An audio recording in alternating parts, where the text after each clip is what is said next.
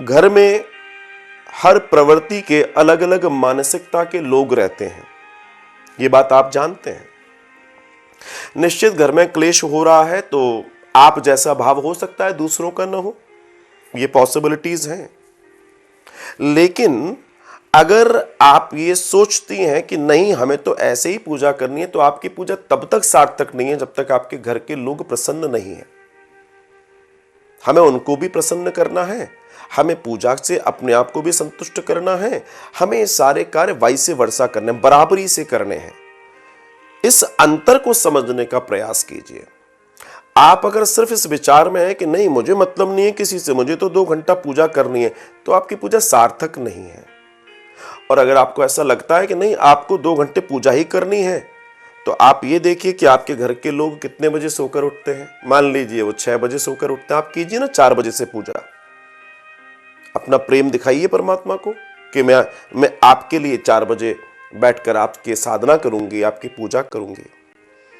लेकिन जब घर में इस तरह की स्थिति हो कि ऐसी व्याधा आपको महसूस हो रही है, तो पहले अपना चिंतन कीजिए कि हमारी तरफ से गड़बड़ क्या हो रही है।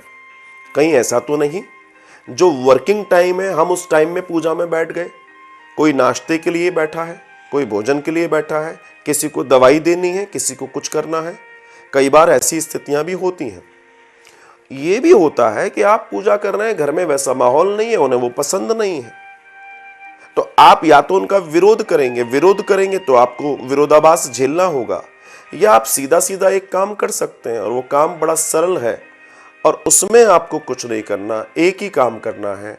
आप मानसिक उपासना कीजिए। ईश्वर तक पहुंचने की सबसे सरल विधि मानसिक उपासना। जहां है, जिस स्थिति में है, जो काम कर रहे हो, भगवान का काम समझ के कीजिए, भगवान को याद करके कीजिए। जो भी जिस भी देवता आपके इष्ट हैं उनका ध्यान कीजिए। आप अपने बच्चे का नाश्ता तैयार कर रहे हैं तो आप दिमाग में रखिए कि नाश्ता दरअसल बच्चे का नहीं हो रहा, ये ठाकुर जी का नाश्ता तैयार हो रहा है। आप अगर अपने बड़ों का नाश्ता तैयार कर रहे हैं तो वो भी उसी भाव से कीजिए।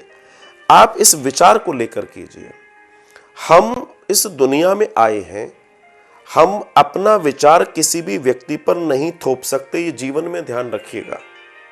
लेकिन कई बार हमारा विचार हम दूसरों पर थोपने का प्रयास करते हैं, ये गड़बड़ है, ये ठीक बात नहीं है।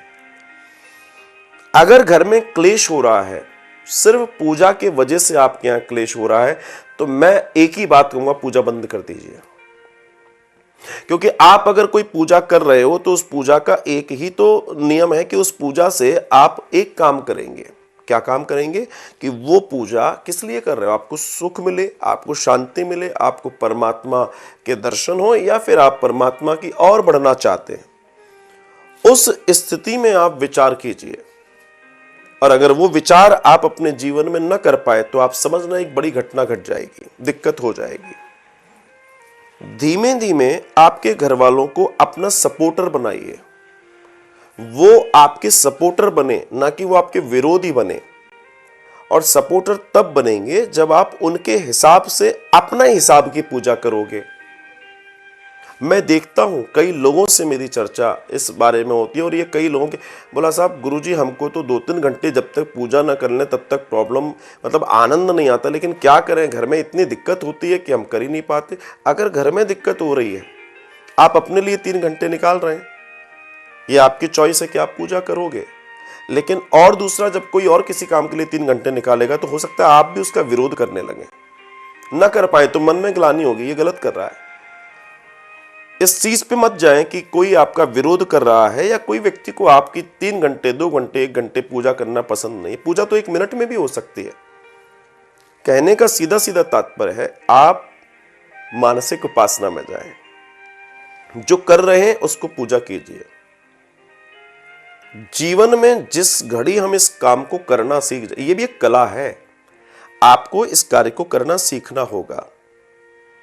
आज अगर आपने कथा सुनी हो तो मैंने इस पर काफी चर्चा की है, और इसके पहले जो कथा का YouTube पर लिंक डला हुआ उसमें देखिएगा, बहुत चर्चा हुई है इस पर। तो मेरा आपसे एक ही विचार है कि योगी पी आपको चाहिए आप बहुत प्रेम से परमात्मा के सामने हाथ जोड़े, हे गोविंद, मैं मन से आपकी बहुत पूजा करना चाहती हूँ, लेकिन इस संसार में जो मेरा परिवार है ये मेरा दायित्व है।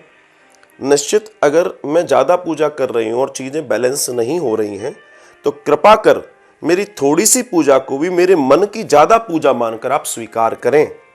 और भगवान तो इतने दयालु हैं कि वो हर बात को स्वीकार करने वाले हैं। एक पुष्प को भगवान पुष्पम त्वयं बात हो रही है ना, भगवान तो कह रहे हैं उनको फूल नहीं, फूल की पत्ती चढ़ा दो तो परमात्मा प्रसन्न है।